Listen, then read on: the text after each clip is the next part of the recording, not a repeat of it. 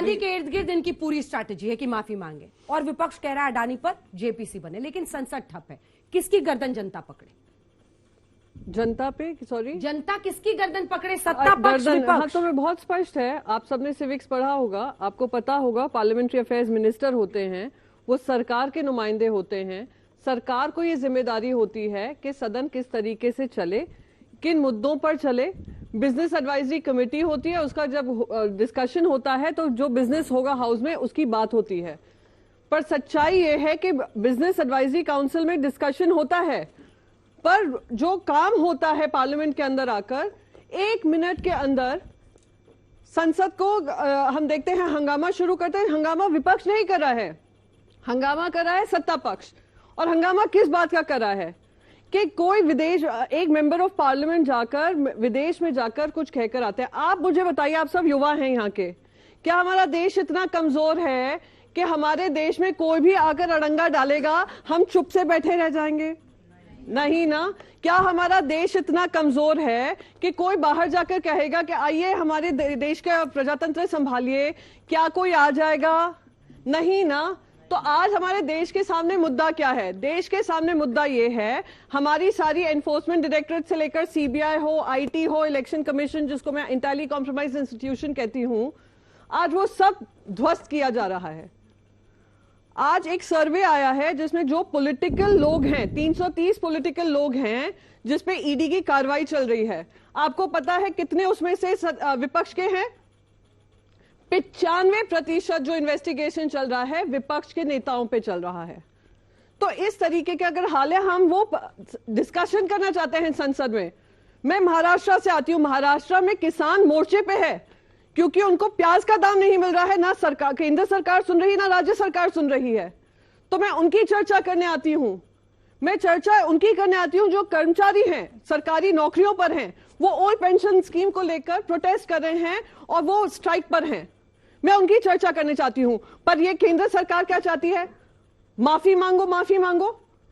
मेरा देश इतना कमजोर नहीं है कि माफी के बल पे वो हो जाएगा, सशक्त हो जाएगा, और कोई अगर माफी नहीं मांगे तो कमजोर हो जाएगा।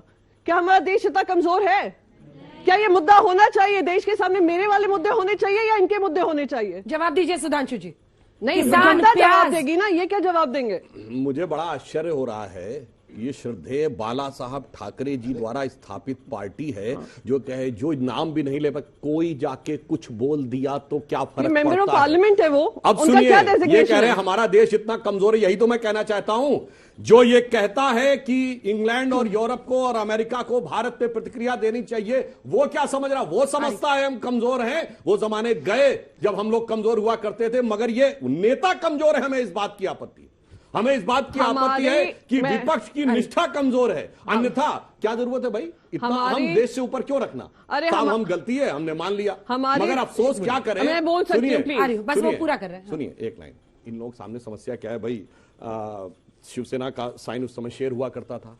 आज ये उन लोग साथ आग खड़े हो गए जो कोर्ट में गए थे कि भारत की संसद के ऊपर लगे हुए जो शेर है ना, वो ज्यादा आक्रामक दिख रहे हैं।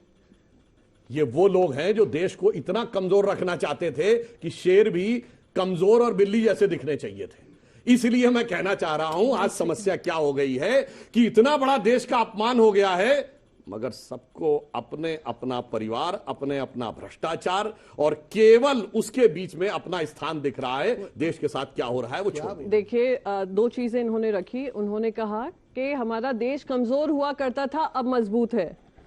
देश के जो हमारी आजादी की लड़ाई लड़ी हो, 200 साल तक ये देशवासी की निष्ठा देश को आजाद करने में लगाई हो, आप उनका मजाक बना रहे हैं। आप कहने की कोशिश करें वही जो हमारे प्रधानमंत्री जी ने बाहर देशों में जाकर कहा कि लोग अपनी किस्मत को कोसते थे कि भारत में पैदा हुए हैं। अरे मैं तो गर्व से कहती हूं मैं भारत में पैदा हुई हूं। मेरा इतिहास वो है जहां पे हमारे पुश्तों ने 200 साल अंग्रेजों से लड़ाई लड़कर आज हमारे देश को आजाद किया है। मैं नहीं अपनी किस्मत को कोसती थी, मैं तो गर्व महसूस करती हूं। आपने लोगों के मन में ये भरा कि आप कोसते थे, और ये देश के चुने हुए प्रधानमंत्री जाकर विदेशों में बोलते हैं। इन्होंने श्रद्धेय बाला साहेब ठाकरे जी का नाम लिया, तो मैं कहूं, इनको याद दिलाऊं कि 2014 में जब नरेंद्र मोदी जी चुनकर आए थे और सबसे पहला न्योता उनने पाकिस्तान को दिया था, वो वंदनीय हिंदू हृदय सम्राट बाला साहेब ठाकरे जी को उससे आपत्ति होती। उनको आपत्ति इस बात से होती जब ये बिन बुलाए मेहमान बनकर पाकिस्तान में बिरयानी का मौज करने गए थे।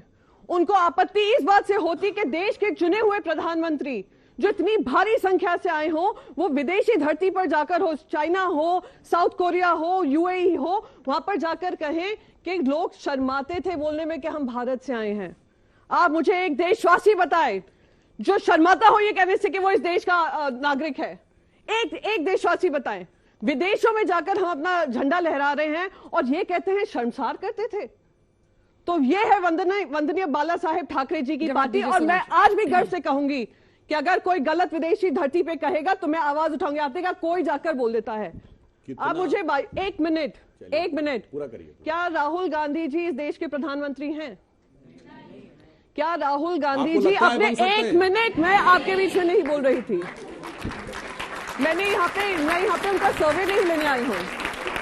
क्या राहुल गांधी जी अपने संगठन में अभी वहां के अध्यक्ष हैं, पार्टी के अध्यक्ष हैं इंडियन नेशनल कांग्रेस के?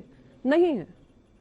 तो अगर उन्होंने जाकर जो भी कहा है और जो कि उन्होंने नहीं कहा है वो भी आप उनकी जुबान में डाल रहे हैं, ये मैं मानती हूं कि ये गलत है और देश का एजेंडा हटाने का काम है। अदानी समूह को आपने पाला पोसा, 2014 से पुचकारा और आज आप उनको बचाने में लगे हुए हो, वो देश देख रहा है। जवाब दीजिए।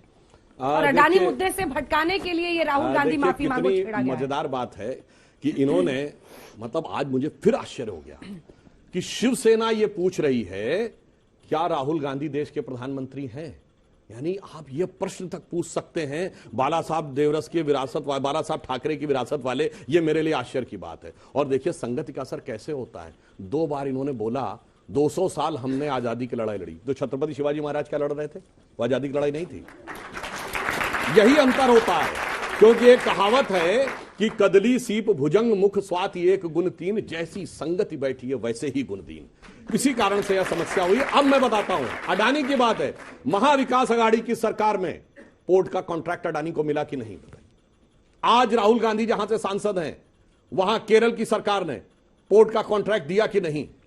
अब बताइए, सबसे बड़ा अगर पावर का कॉन्ट्रैक्ट मिला है पिछले 6 महीने में तो राजस्थान में कितने का? 60,000 करोड़ रुपए का पावर का कॉन्ट्रैक्ट राजस्थान सरकार ने, सैकड़ों एकड़ जमीन दी है। अब आपको पता है माइंस का सबसे बड़ा कॉन्ट्रैक्ट कहां मिला है? 11,000 करोड़ रुपए का छत्तीसगढ़ में।